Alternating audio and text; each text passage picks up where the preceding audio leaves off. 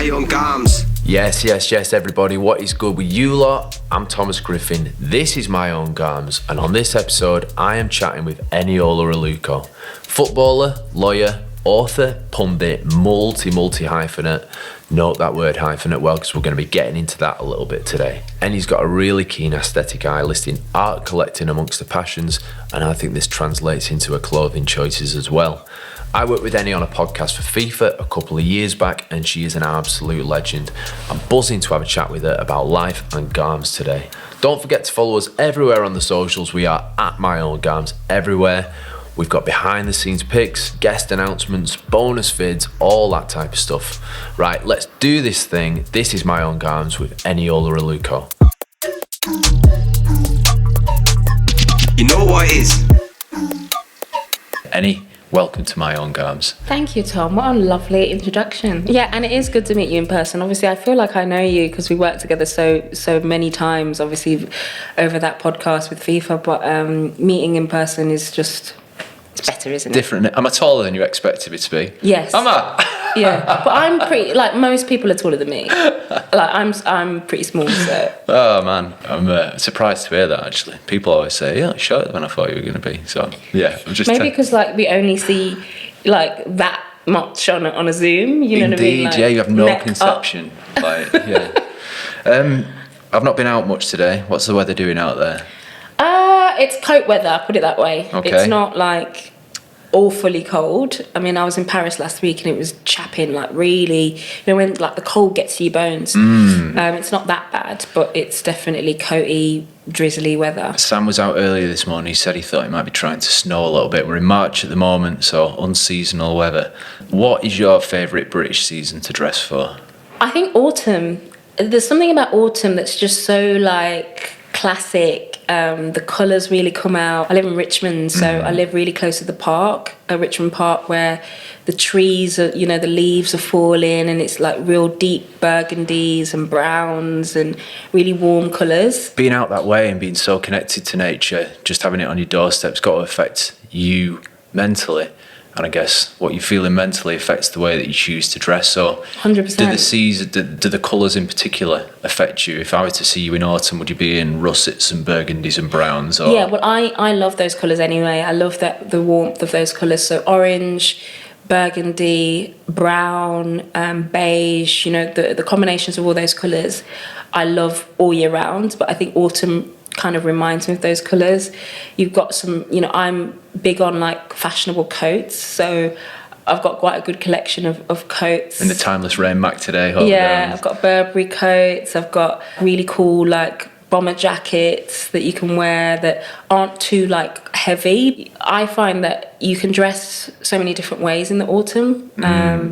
You know, if you go away, you can go away on holiday and you know, wear shorts and a nice outfit, a dress. Yeah, it's the time of hyphenated weather, I think, isn't it? Mizzle and stuff like that. And, exactly. You know, sunshine. Exactly. So you've got to stay flexible with it. I do love autumn. I really do. I think there's a real significance to like the changing leaves and the falling leaves and all of that. So yeah, I think a lot of fashion heads opt for autumn. Actually, it seems to be a recurring answer on that front, I think. Oh really? Okay. Rep your ends. In this section, Eni, we talk about place. I know travel is massively important to you, but I want to start with a place or places that you call home. You were born in Lagos, right? Mm-hmm. And brought up in the West Midlands. Birmingham, yeah. Okay. What do these places mean to you, and how have they affected your choice in clothes over the years? Let's start with Lagos. Well, Lagos is obviously a big part of me. You know, I'm very proud to be one of 5 siblings, the only one born in Lagos. So I'm the true Nigerian. So you're the first? I'm the first. Yeah. So my mom had me in Lagos, and shortly after we came to England. I think Nigerian dress, Nigerian attire is amazing. Like, it's so colourful, so creative. My brother got married in Lagos back in 2019, and he had a traditional wedding, and the outfits were just amazing. Both families wear different colours, and I had to wear like a head tie. You know, we all of my sisters wore the same kind of colours, and all the sort of occasions, whether it's a christening, whether it's a wedding, whether it's a funeral, there's a lot of emphasis put on how you dress. Okay, and different meanings to what you wear at the certain times. Yeah, different meanings to what you wear, different significance. What we're talking in terms of like fabrics and prints and colours, how would that, in contrast to maybe say what you'd expect to see in Birmingham, what would you expect to see people in Lagos wearing? Well, in terms of fabric, you know, a lot of it is silk, a lot of it is like, you know, woven fabric made of different things, but the big thing is colour. Okay. The gillies, what they call the gillies, the head ties, are very strong material because they have to kind of wrap it and has to stay on your head like a crown. Okay. So those can be a little bit uncomfortable, but you look beautiful. You know, most women look absolutely beautiful. Have you got any of those yourself? I've always sort of shared, you know, Nigerian Independence Day, a picture of me, you know, with my family or at an event wearing Nigerian attire, traditional attire. It brings out a different side of me that I think I'm really in touch with. So yeah, and I think even now the fashion industry now, Lagos Fashion Week, like some of the designers, some of the creatives coming out of Lagos is just incredible. Amazing. Yeah, I think it's only starting. I mean, obviously Britain's not the epicenter of everything, but like it's only starting to get its shine. Like African designers in the last 5 or 6 years. It's like African music, maybe. right? Yeah. Like music, all the top musicians now. Piano Burna Boy, stuff. Yeah. You know. Like the kind of Nigerian heritage in British music, Skepta and Jamie. Burna Boy, as you mentioned. Like, and if you look at their fashion, you know, if you look at Burna Boy's fashion, he's collaborating with all the biggest fashion houses, Louis Vuitton, Gucci, you know, and there's an African feeling and vibe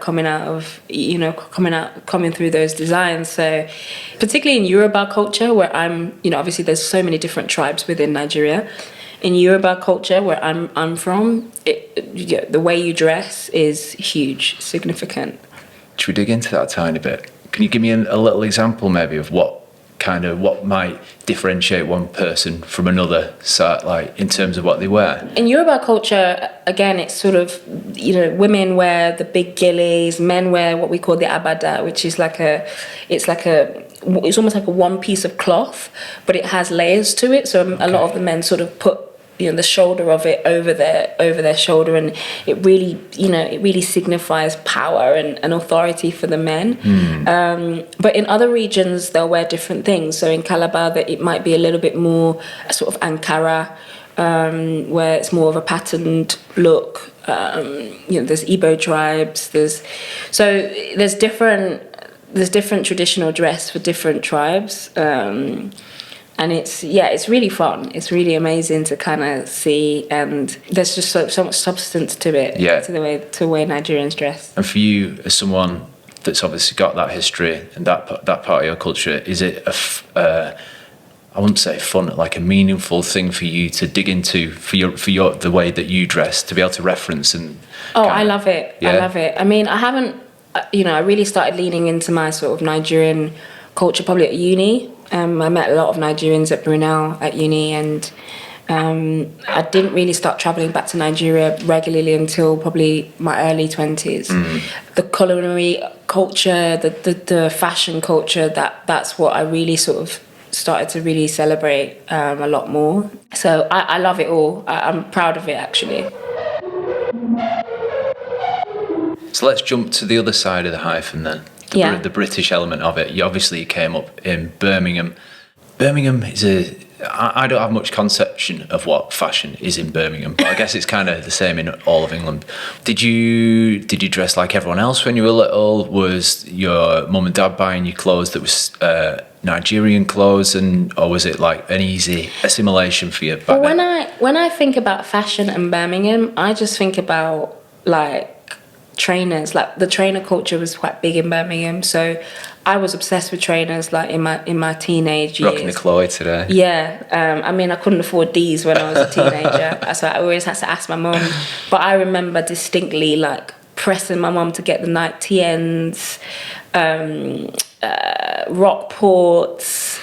What colour Rockports did you have? I had the black ones. Black I used to wear them with a skirt, which I'm cringing now thinking back. The hot thing at our school was the tan ones, like the bright orange Rockports. Yeah. Have you ever mentioned this to any of your American mates, the Rockport thing? No.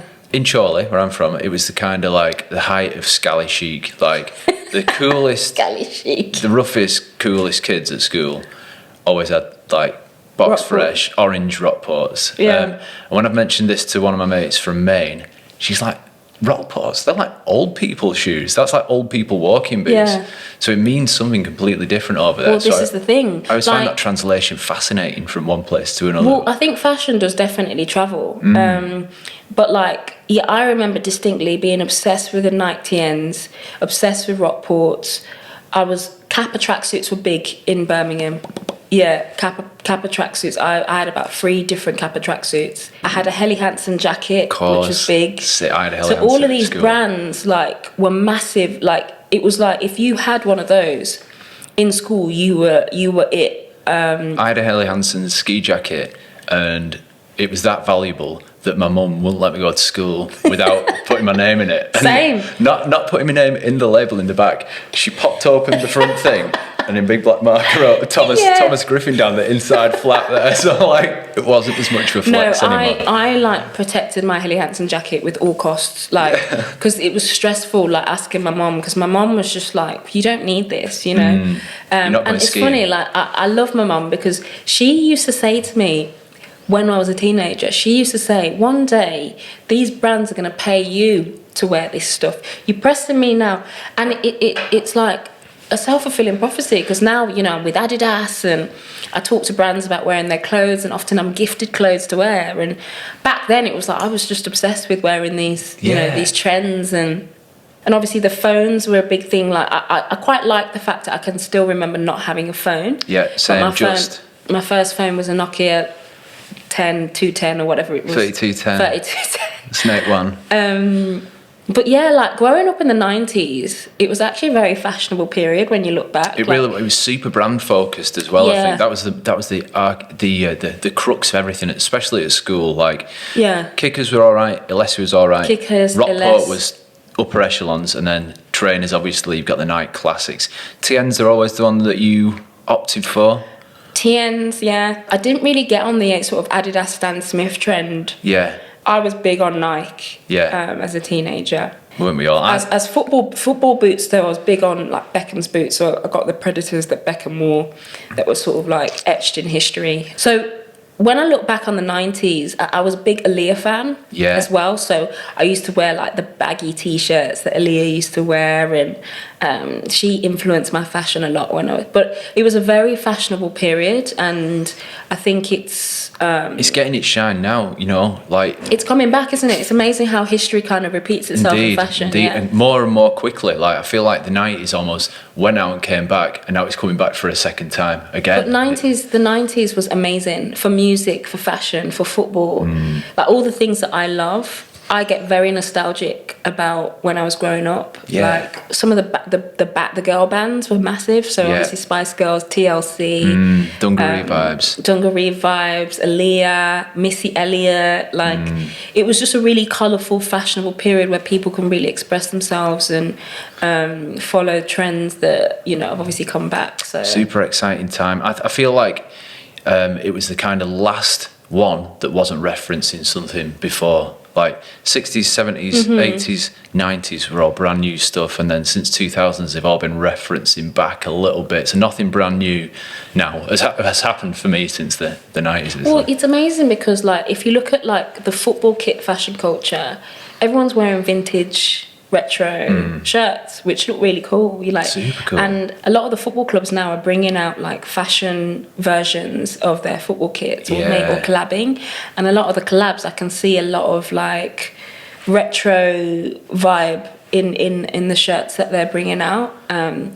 Talking about football, when did you first start playing, and how much did that kind of like football kit culture that you've referenced there, how much did that influence the way that you dressed? From probably the age of 5 up until the age of 12, I was in football kits. You'll be pleased to know, Tom, I was a massive Man United fan growing up. I'm shocked you rarely say this, actually. Well, I keep it quiet. So what are we talking? Green and gold lace, Yeah, so the green and gold lace kit was grey amazing. sharp view cam. Sharp, that's etched in my memory, the sharp shirt, because I was a massive Giggs fan. I was a massive Eric Cantona fan. He's actually the he wore reason. kits well. Yeah, I mean, he's actually the reason I stopped being a Man United. From when he left, I was devastated. I couldn't believe he left, and I didn't have that connection anymore. So with the Man U kits, I used to pop my collar like Cantona.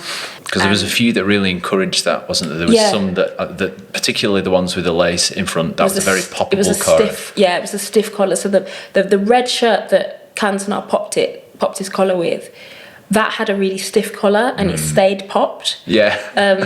And so I used to wear that all the time. Like, I used to think, like, it's probably a bit sad now, but I used to wear it a lot. Yeah. Like, as a kind of fancy dress thing, or no, just I was obsessed with Cantona. Yeah. I was really into, and I met him actually at a conference in Portugal a few years back, and I was a bit starstruck, and I said to him, like, he's still got that gravitas in a room, hasn't he? Yeah, but he doesn't speak a lot, so it's a little bit kind of eerie when you meet him. And I said to him, like, oh my God, I was a huge fan of yours growing up. And I said, you're the reason I left. And he sort of said, oh, okay, sorry. just sort of grunted at me. And I was like, I'm pouring my heart out here. It's very Cantona but response, he's an enigma. He's very... doesn't say much at all. Yeah. But the word gravitas definitely sticks. He's just got a huge presence. But yeah, Cantona influenced a lot of my football shirt, Man United kit. I had so many Man United kits growing up. Have you still got them? No. Some people are real collectors on that front, aren't they? But I do, obviously, playing for Chelsea for so long, playing for England for so long, I've got all of my sort of kits in, like when I've won trophies in England shirts, and I frame them and put them in my house. And I've got like the Olympic tracksuit that was designed by Stella McCartney. Sick. I framed that. That was Adidas and Stella McCartney. So I'm really big on memories through clothes and shirts, and it just brings it all back. Because there's very few things that you are so active in your own life. Like it's almost the one memento you've got of a particular time, I suppose, isn't it? I want to stick with the theme of place because I know it's super important to you, and I want to talk about some of the other places you've lived. So Italy, when you played for Juve, London, when you played for Chelsea, and currently, recently to LA, and I know there's a million other places, but how did the clothes in the places that you have been to differ from where you were, and did you find that kind of inspiring when you went to those new places? Yeah, so obviously Italy is the heart of fashion in this world. So living in Turin, which is a bit more of an industrial city, people weren't as sort of cutting edge about their fashion as they are in Milan or Rome. Yeah. But you could definitely see, in my team, there was a lot of girls that really, when they were ready to go out, they really stepped out. They take their clothes really seriously. Yeah. And everything is just produced in Italy. So it's all handmade. The leather there is just so special. The fashion influences so much. Like all of my... like the sporting director and the owners, they were always like decked out in sort of Versace suits. And I don't know if you saw the Italian national team when they won the Euros in 2020. What were they wearing? They were wearing, I think it was Versace suits, and they just looked, Roberto Mancini looked immaculate. Godlike, yeah. Gianluca Vialli, rest in peace, looked amazing. Like their suits were a joke. They do it better, don't they? I think the whole country, like, I've been to Italy a couple of times, and everywhere you look, the architecture, everything, the aesthetics of everything is perfect, and I think that bleeds into the fashion. Well, I think their preservation culture is really big. So, you can go to Rome and see something 2,000 years old that has just been so immaculately preserved, and everything is so timeless and so classic. They do it right. And if you walked out on the street and saw Prada and Gucci, it was standard. Like, here in London, you've got to probably go to Stone Street and it's sort of a day out. Yeah. In Italy, that's just like, there's so many artisans and people that sort of been producing clothes and shoes for hundreds of years, and and generationally they've passed it down and they take pride in that. So fashion really, I think, was just always in my face in Italy, and I really loved it. Did it rub off on you hard then? Did you change how you dressed when you moved there? Not really. I think I just became more intrigued into the process of fashion. Okay. Like, where are these things made and how do you make them? And, you know, Turin was quite big in terms of like leather, and Rome. I went to Rome and saw like, you know, some of the production factories there as well, and obviously Milan is the heart of fashion. So I think I got more intrigued into like, why is Italy so big with fashion? Yeah. And you've answered those questions a little bit more now. Yeah. And obviously as somebody who wants to potentially get into that in terms of my brand, you know, the production side of how these things are created is really interesting to me. Yeah, leather in particular. There's quite a scale of like grades of leather, isn't there? I've only learned this in the last week or so. Well, sustainable leather is becoming a big thing, and I think actually that's one of the things in Italy that I think they're probably struggling with a little bit. You know, Italian culture doesn't love change. Yeah, it's very. They preserve what has gone before them, and everything gets passed down. And so if you're asking, you know, a leather artisan to change and become more sustainable, I think there's a pushback on that. I think it's a changing industry, and it's interesting to see what Italy do with all of that. Let's flip forward to In fact, is there anywhere else you'd rather talk about than LA in terms of fashion influence, or is that a good one? Well, LA was really interesting because I just found it very casual. Like, the amount of times I felt overdressed in LA, and I wasn't really that dressed up. So, if I put a suit on, or, you know, I'd go to a panel event, you know, a business panel event, and I'd be the most dressed person in the room, just wearing like a normal suit. Yeah. Like, it was a very dressed down culture in LA. Obviously, it's a beach town. But I find some of the wealthiest people dressed, you would never be able to guess that they were wealthy because they dressed almost too down. Like, I found it almost a little bit like... Put a bit of effort in. Come on. You know, like a T-shirt and shorts with like flip-flops or dirty trainers. I didn't really... Not even a low-key subtle flex, not even like a kind of like dressed down, but, you know, these trainers are... I didn't love I just found it too casual. Okay. Like, I'm a Soho House member, so I'd go to the Soho House in West Hollywood, and I'd just like people watch, and I'd be like, oh my God, like... Sharpen up. It's so casual. Like, whereas if you go to Shoreditch House here, you're going to see quite a lot of good, fashionable, you know, well-dressed people. So that's one of the things that stood out to me with LA. It was just too dressed down. It was too casual. You know, it was very hobo. So when you came back from there, did you feel a sense of...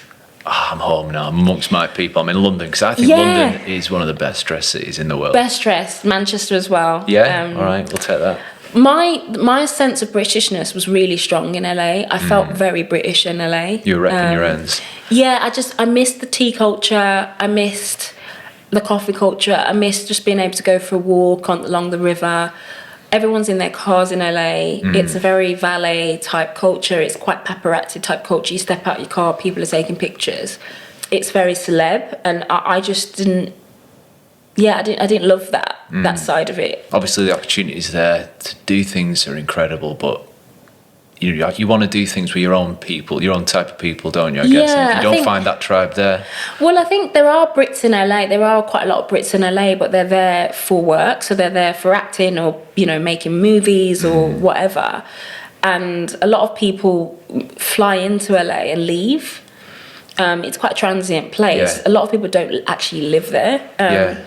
So I found it quite hard to kind of find, you know, similar people like me. But from a fashion perspective, I was just shocked at how, like, given how glamorous it is, that's how it looks from the outside in, isn't it? Hyper glamour, like, but...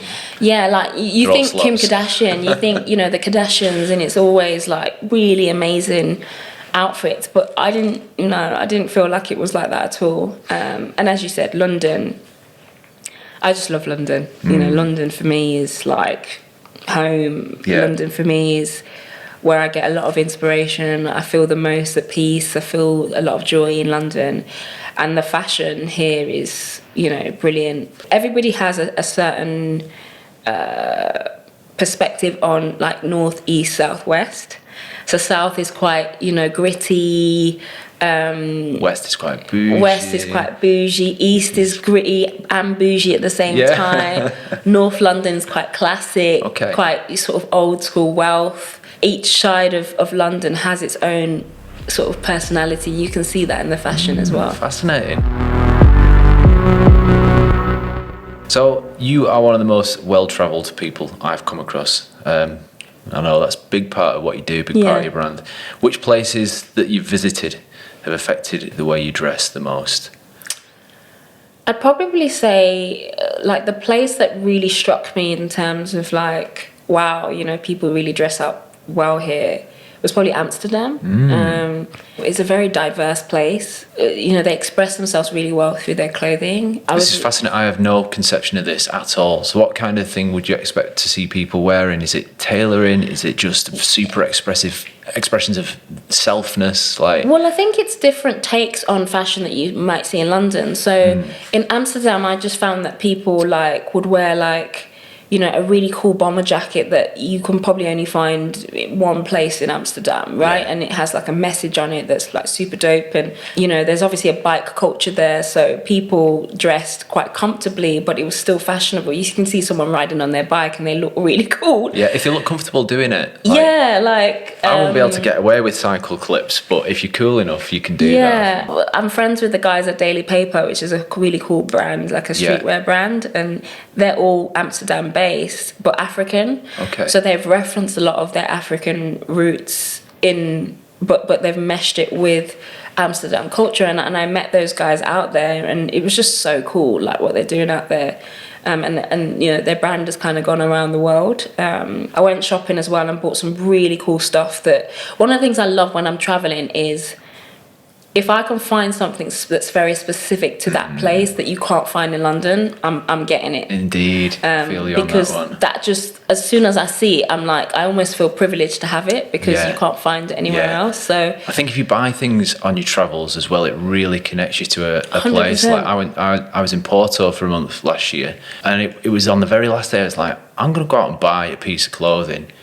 And that piece of clothing is it's got Porto baked into it. And every time you put it on, it reminds you of a time in your life. 100%. And that's valuable, I think. 100%. And Amsterdam, I don't know whether it's just that specific time, the things I bought in Amsterdam were just super cool. And people have stopped me and said, where'd you get that? And I was like, unfortunately, I got it in Amsterdam. You can't get it.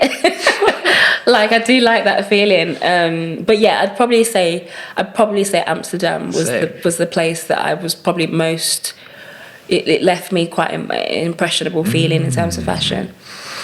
All my trips to Amsterdam, I've got quite hazy memories of for one reason or another. So I'll have to go back again with a clear mind. Yeah, I'll let my imagination imagine what you were doing.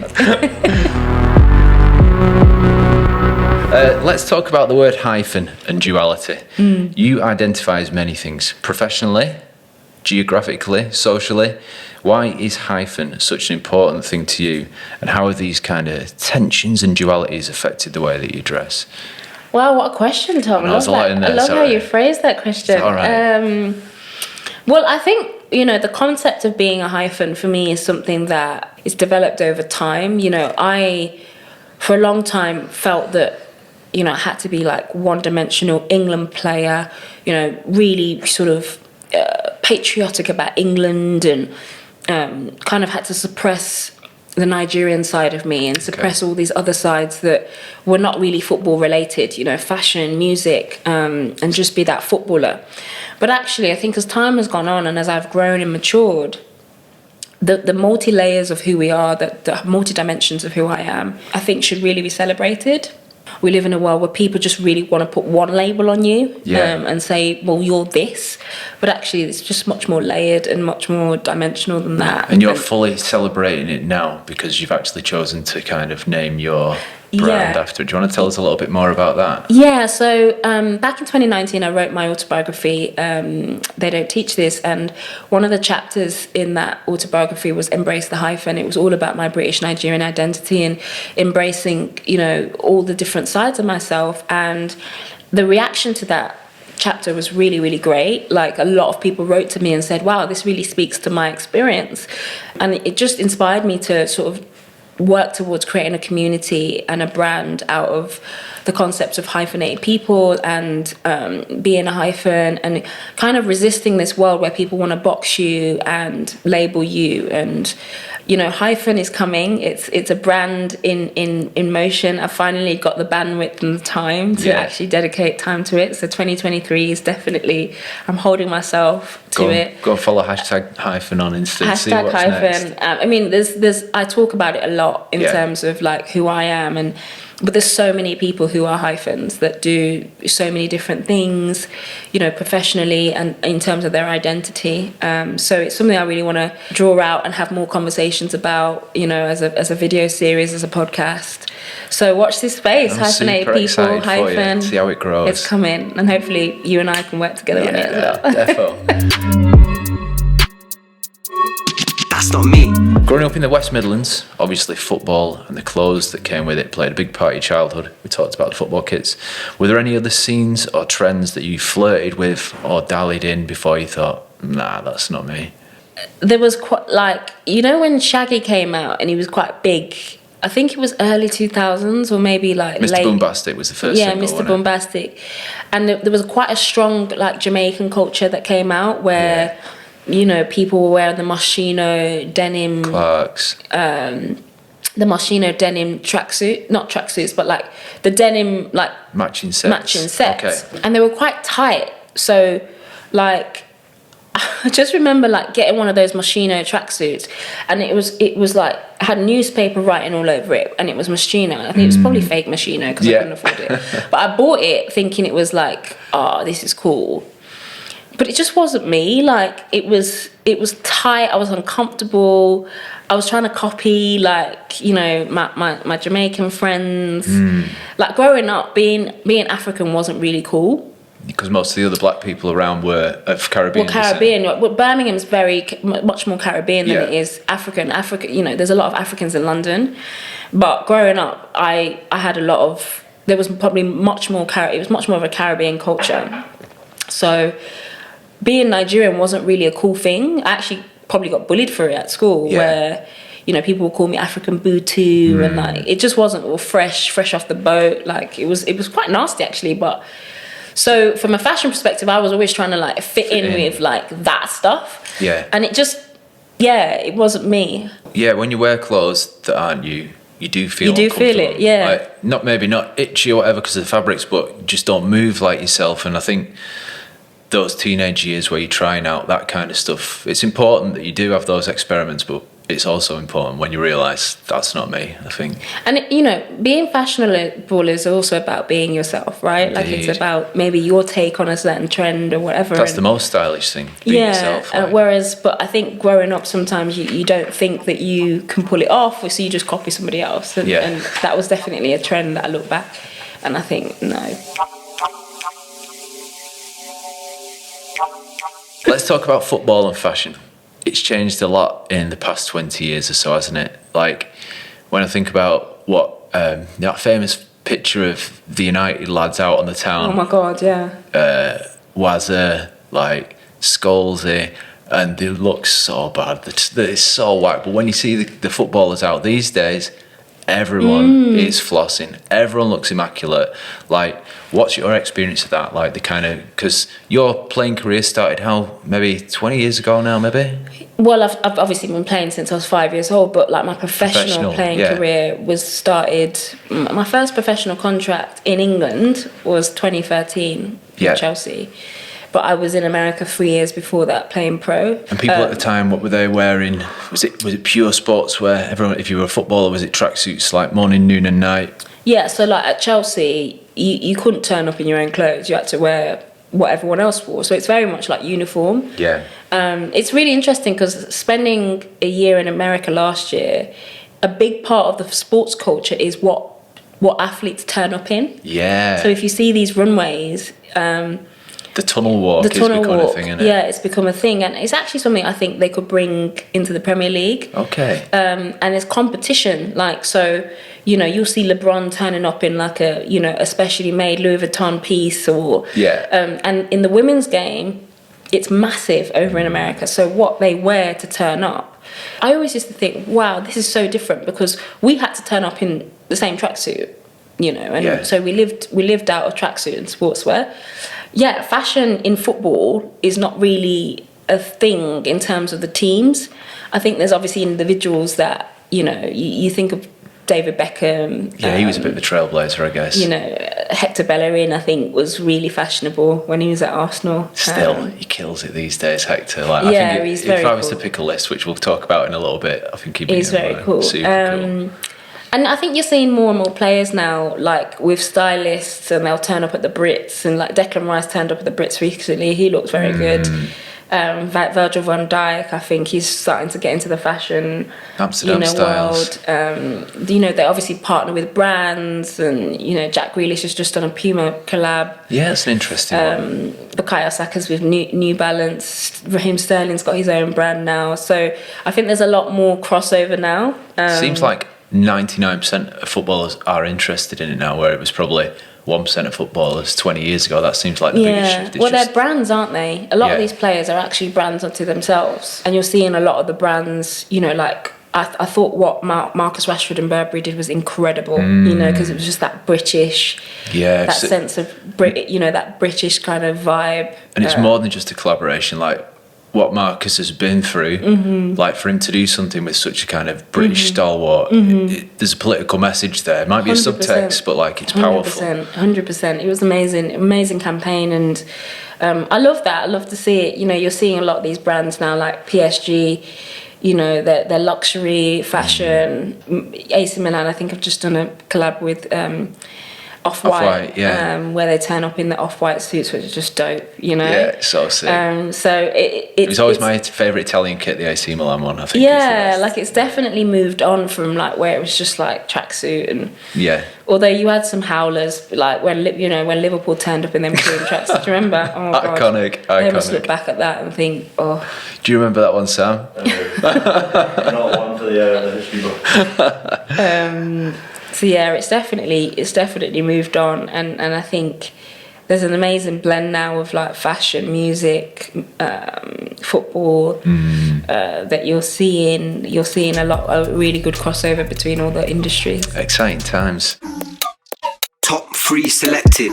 I want to know from you, who are your top 3 best dressed ballers and why? Oh. Number 1, I think I'm gonna go for Leah Williamson.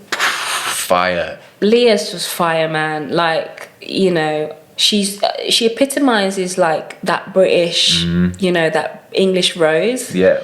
But she's so versatile. Like, she can rock a tracksuit and look good, but she can rock it with like Burberry dress or Burberry suit. Yeah. Or, you know, she just recently did a piece with GQ, just looked amazing. Yeah, you her know? event wear, like the red carpet stuff, it's quite offbeat. It's quite like abstract sometimes. And isn't she's it? very confident within her style. And she really stands out because she'll, you know, I know she thinks about it, and she'll think about like, okay, what am I wearing? And honestly, I think she's up there, like in terms of her fashion sense and you know, her style and her beauty in you know, and what she represents as, you know, England captain. And she's smashing it on the pitch, like she's amazing. Incredible. She's amazing. So I'd probably say Leah as I'd number agree. 1. Number 2, I'd probably go for Hector Bellerin. I think, you know, he was always pushing the boundaries at Arsenal. Everything from his tattoos to his clothes. earring, haircut, mustache. He's got swag. He's got a lot of swag. He's continuing to smash it at Barca. Like, I think at Barca, you're amongst a lot of very well-dressed. Yeah, they do the ballers. whole runway thing. Yeah, Jules Koundé's killing it at the moment, but Hector still does Hector. Like, he seems not concerned with what's going on outside his fashion world. Yeah. I love how he dresses. Yeah, I really like Hector. And the third one, David Alaba. Okay, tell me a little bit about David Alaba. I love the simplicity that he brings to his style, but it's memorable. And he'll often like tag brands that I've never really heard of before, and it makes me go, oh, like, who's that, you know? Because the standard kind of footballer fit is the big houses. It's Versace, it's Gucci. Yeah. He's very subtle. Okay. He's very subtle. He's very kind of low key, but it still stands out. Obviously, I follow him on Instagram, and every picture I see, he's quite intentional about his style.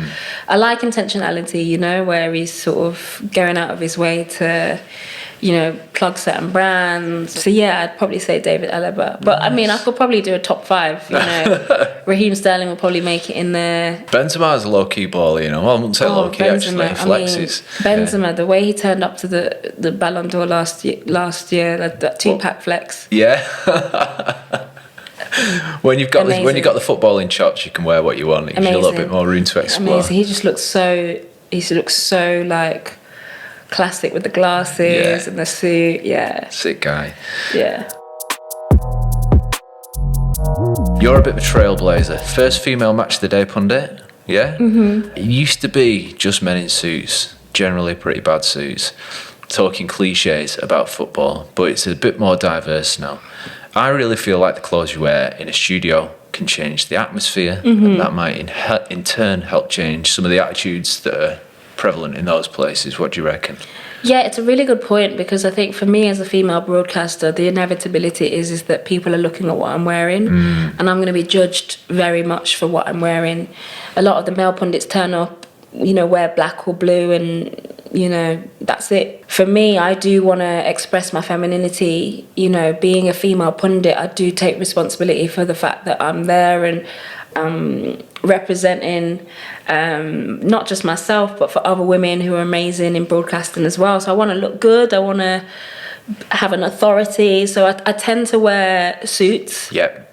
With a twist. Or I'll wear like a structured dress that gives quite a lot of authority. So I tend to wear like brands like Karen Millen or Self Portrait, where their clothing really kind of gives that, you know, that sense of authority but femininity. A lot of the time we're broadcasting outside, so I wear like a really nice coat. So has the Burberry trench been on telly yet? Yeah, it's been on telly, the Burberry trench. Or I bought a coat recently from Sandro, which was really nice because it's a sort of a trench coat, but it has pleats, so it's very kind of feminine. Yeah. So I do take what I wear on TV very seriously, and I have a stylist that often for major tournaments, if you're doing 15 games, you know, going shopping for 15 games is a nightmare. So I work with the stylist and say, okay, what looks do we want to get across? What games do I want to wear? What in? It is very like strategic. Yeah. And obviously different broadcasters are a little bit more casual. So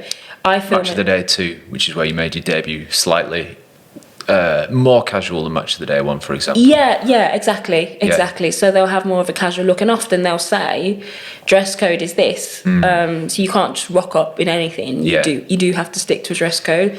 So for example, Amazon are quite strict on dress code. You can only wear certain colours, and you know, you work within those parameters. BT Sport is a little bit more, for Champions League games, is very suit. You know, men wear suit and tie, and I will wear a suit or a dress. I do another show with Amazon that's a preview show. That's very casual, so I'll sort of wear something very different on that show.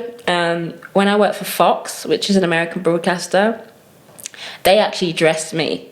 So they will like color code everyone, which is always very interesting because the colors a color might be something I don't really like. So it might be like, I don't know, I'm not really a fan of cream, for example. So you have to work within that with the stylist and say, oh, can I wear black instead? Or you know, I've got to negotiate my style. So you're good at that. Are you a good negotiator? I do, because you know, I'm very particular about, like, you know, my skin tone's different, right? So your skin tone comes out differently depending on what colour you're wearing. Black is nice, but black is nice with a pop of different colour. If I'm just wearing all black, it's I don't think I look as good as if I'm wearing black with like a nice pop of yellow or something like that. So I end up having to negotiate what I'm wearing, but it's fine. And as good as a stylist is, no one knows you like you know you. Exactly. So they've got to take that on board. So yeah, that's clothing. Obviously, makeup is another thing. Yeah. You know, for me as a female broadcaster, like what makeup am I wearing? Yeah. I like to go quite natural, but obviously, you know, nice. And so yeah, these are all the things we've got to think about, as well as what we're going to say and what we're going to analyse. And you know, there's a lot to it, many strings to that bow. But I do think over the past 20 years, the type of people that have been on there is a lot more diverse, and you get people like it's had to be Ian Wright, who dresses quite differently. He's wearing a suit, but it's an Ian Wright suit. Rio is wearing a suit, but it's a Rio Ferdinand suit. You know, it's kind of making those spaces through fashion, and that can change the discussion, I think. That's Ian's going got on. swag. Ian's got a lot of defo. swag.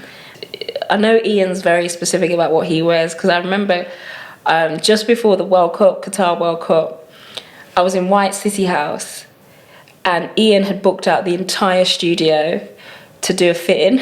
Okay. And the fitting went on for about 2 hours. Serious And I caught him, I was business. like, what are you doing? And he said, oh, I'm doing all my styling. And he had like 3 people styling him, and he always looks good. And he's started to incorporate like the African pieces as well. So Ian always looks good. He's always got good arms.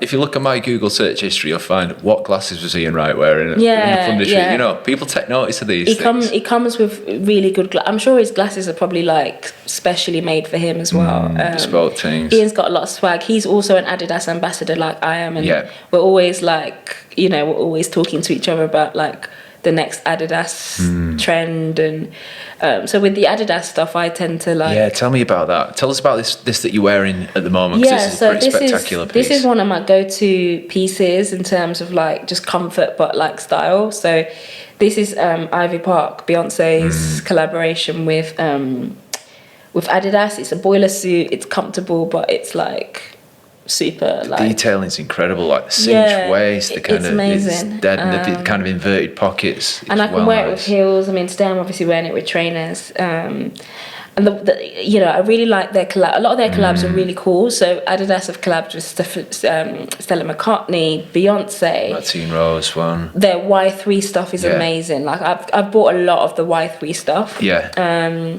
Which is just, you know, obviously it's a Japanese brand, and they, you know, the collaborations are just really classic. You get that Izumiyaki kind of architectural elements into it. I just bought a coat from Y3 coat, and you wouldn't be able to tell it's Adidas.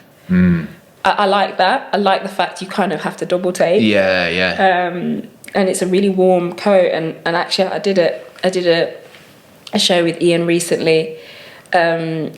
And he said, is that Adidas? I said, yep. And he was like, how come I didn't see it? I love scoring a point like that. Yeah. Because do you know what I mean? He's like up there with his fashion. So the fact I sort of, you know, saw a piece before him, I was happy with that. Nice. Eni, I want to ask you about art, something that I'm not particularly well versed in, but I know you're a massive fan of. Is there a crossover between your love of art and your passion for clothes? The dress that we looked at a picture of in the bonus content at the FIFA Best Awards the other day was pretty architectural. Can you tell us a little bit about the crossover there, maybe? Yeah, I mean, I'm just a bit... I love layers, I love structure. Anything that sort of makes you curious about like how it was made, or how it was achieved, I think. So where you can see the construction within the piece itself. Exactly. So the specific brands like Izumiyaki, or there's a brand called United Nude, which is a shoe brand, and the designers are actually architects, and you can see just the structural element of how they like make shoes. I've got a few of their shoes that I've worn. I just think that anything that it's like, the process is, you know, different materials, or it sort of fits on your body, structuring in a really sort of interesting way. I love that. Next hype. Eni, what is next in your wardrobe? Is there anything in particular you've got your eye on at the moment? Next in my wardrobe, I'm actually like, I'm quite big on hats. Okay. And for an event or no, just like hats in general. Like I'm quite big on hats, but I haven't been wearing hats as often as I have done. And when I was in Paris the other week, I was thinking, oh, I quite like a beret. You know, it's quite like sophisticated. Tupac wore berets very well. I think it's because I was cold and my head was cold. I was thinking I really need a hat. Yeah. What does your hat collection consist of? I'm in a bit of a bucket hat renaissance currently, but caps have been a standard for me. Caps I usually wear because if I'm having a lazy day and can't bother to like really do my hair, you can wear a hat and still look okay. Yeah. Bucket hat, I didn't really go. I didn't look great in my bucket hat. Okay. I don't know why. Maybe that's Maybe it's the because I'm next small time, and like it makes me look smaller. Okay. Brings down the I've got line. a really nice hat that's like a rimmed hat that's really quite sophisticated that I wear quite a lot, but I haven't been wearing recently. But yeah, I think a beret. I need to get myself a beret. Maybe like a nice like Prada beret that's got like a beret and it's got like the Prada mark there. I think that looks cool. I think I had a Topshop beret when I was about 17 years old that I wore for college. I think that might be one of the... just had a flashback to it now. I think that might be one of the tried and failed experiments. I'm really into Prada at the moment. I've just bought this ring from Prada. Flex. Which is like called, it's from the Eternal Gold collection. Nice. And it's recycled gold.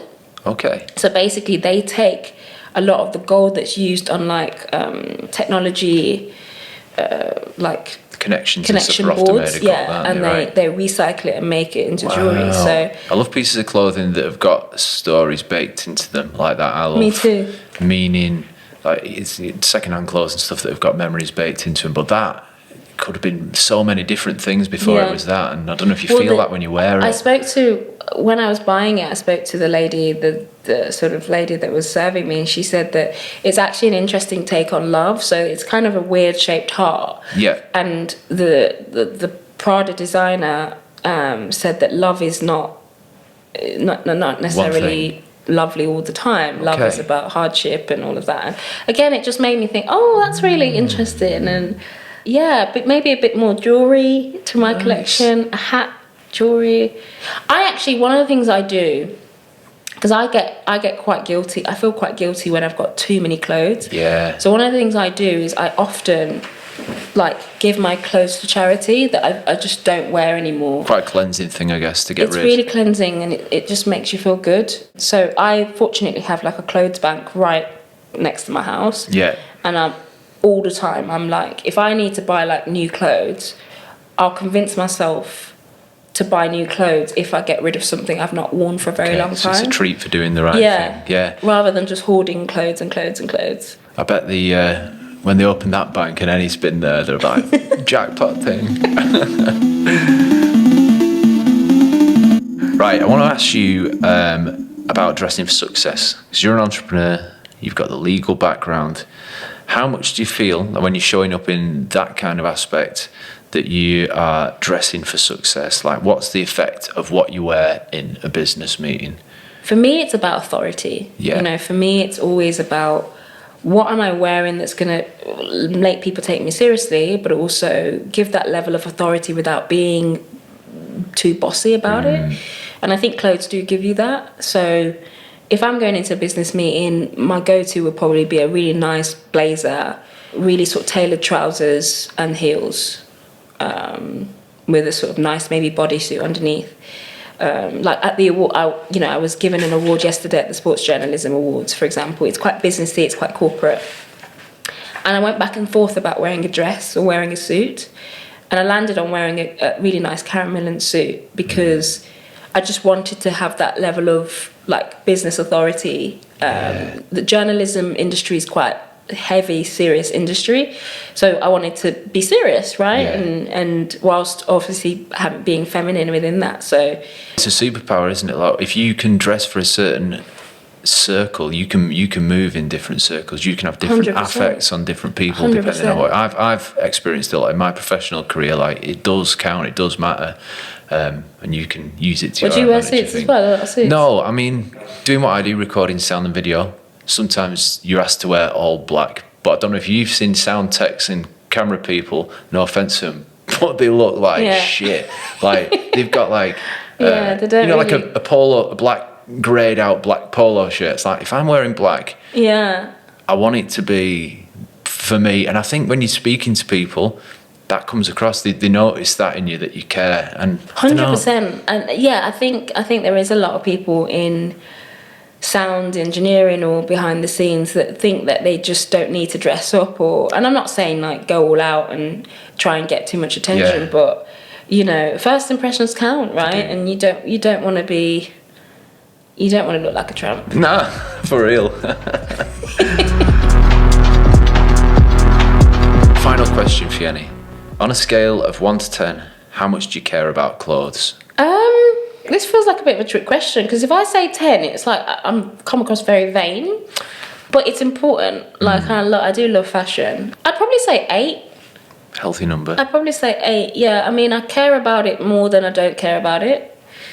You'll never see me turning up somewhere looking like I've just woken up out of bed. Yeah. That's never going to happen.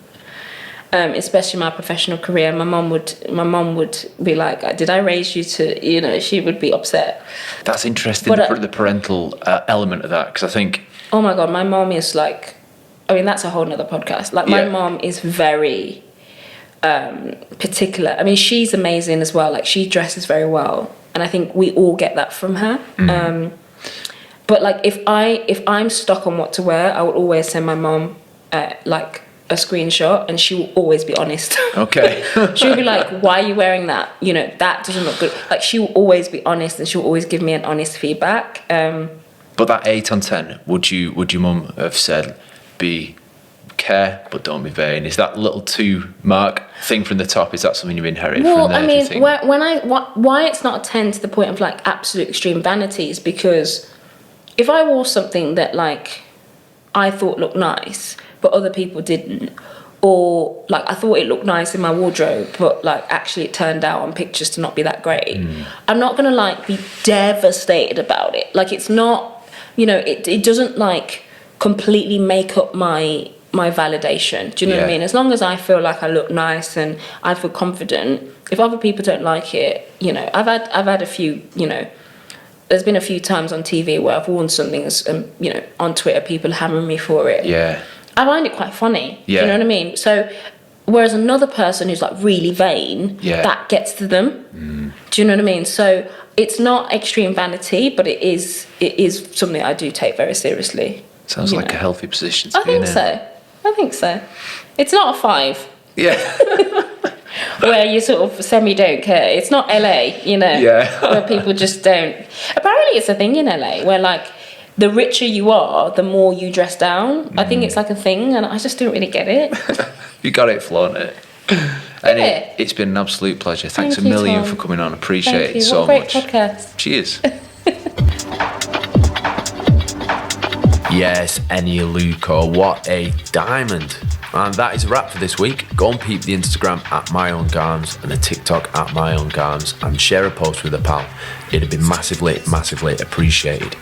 If you want to support the channel, head to patreon.com/myowngarms and give us a couple of quid, please. We'll see what we can do in return, and it'd help us record the next batch of episodes. Thanks a million for being here. It means the world. We'll be back with another one next week. See you then. Hey man, trust me, it feels amazing. Strangers, oh I care so much about strangers. Breaking, my mind is breaking. Strangers, oh I care so much about strangers.